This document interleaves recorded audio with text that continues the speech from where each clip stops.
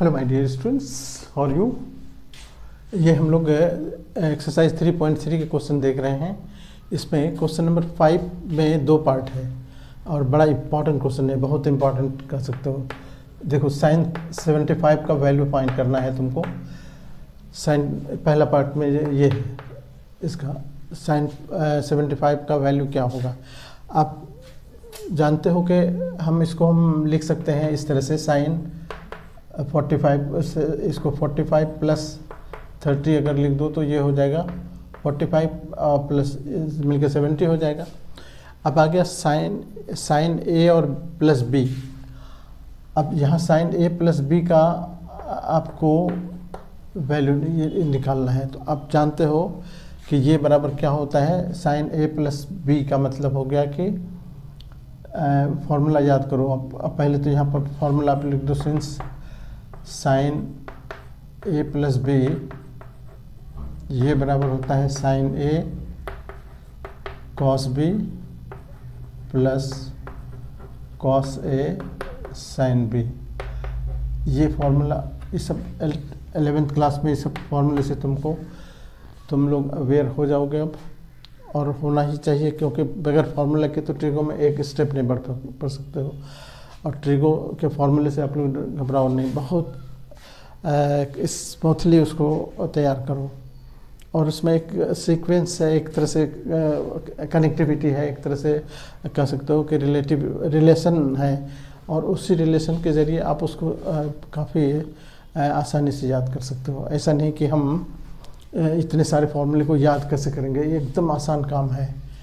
और हमने फार्मूले का एक अलग से क्लास लिया है, वो क्लास आप लोग देख लोगे तो क्लियर हो जाएगा कि फार्मूले कैसे ये करते हैं। अब हम ए प्लस बी, देखो ए की जगह पर 45 है, बी की जगह पर 30 है, तो इस हिसाब से हम क्या हो जाएगा, हमारा क्या हो जाएगा, sine 45 cos 30 plus cos 45 sine 30। बस अब इसका वैल्यू डालेंगे। वैल्यू इसका आप जानते हो, साइन 45 1/√2,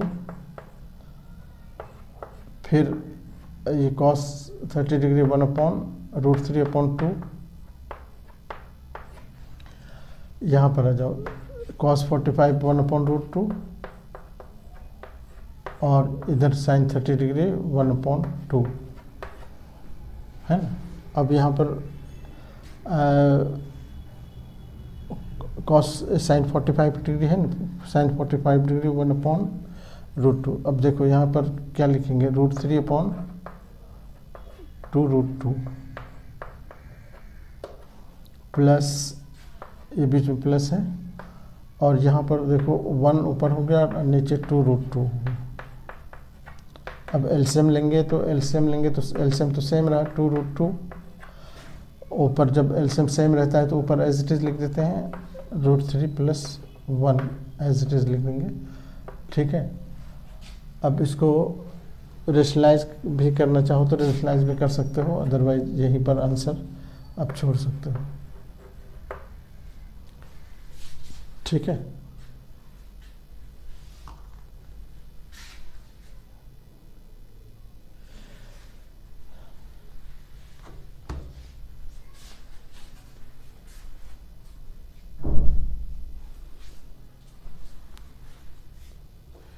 इसी का दूसरा पार्ट है, दूसरे पार्ट में भी देखो, दूसरा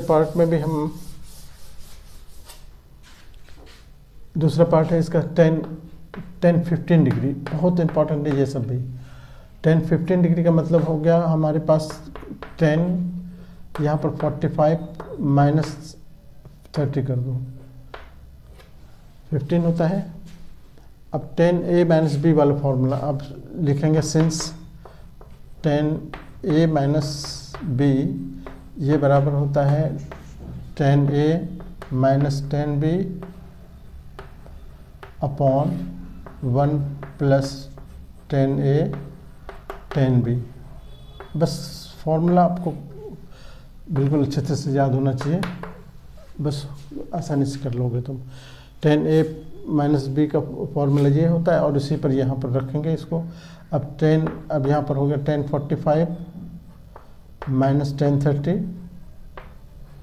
अपॉन 1 प्लस 10a मतलब 45 इंटू 10b 30 डिग्री, है ना। अब वैल्यू डालो इसमें, 1045 1 होता है, माइनस 1030 1/√3,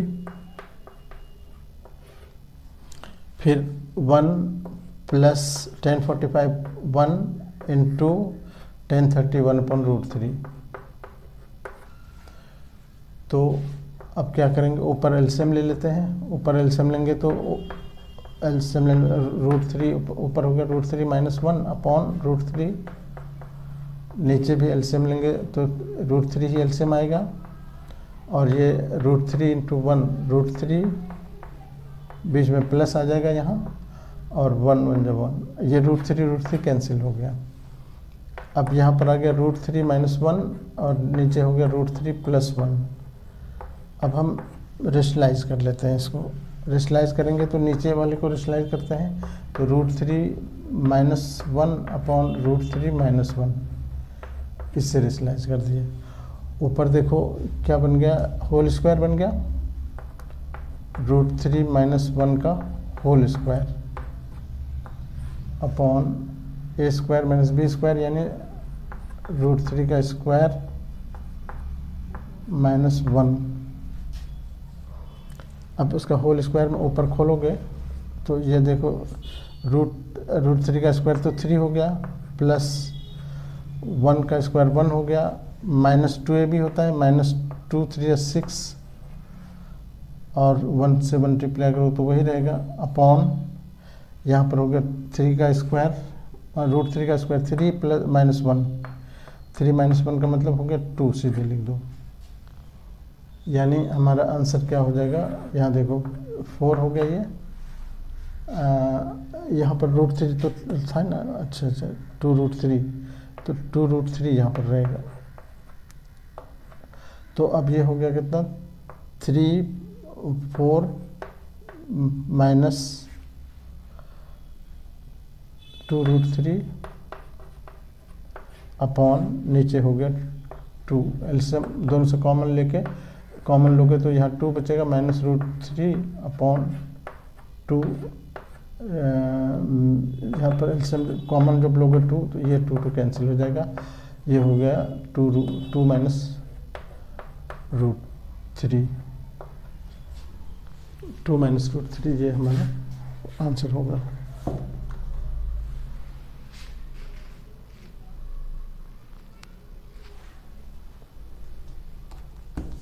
ओके।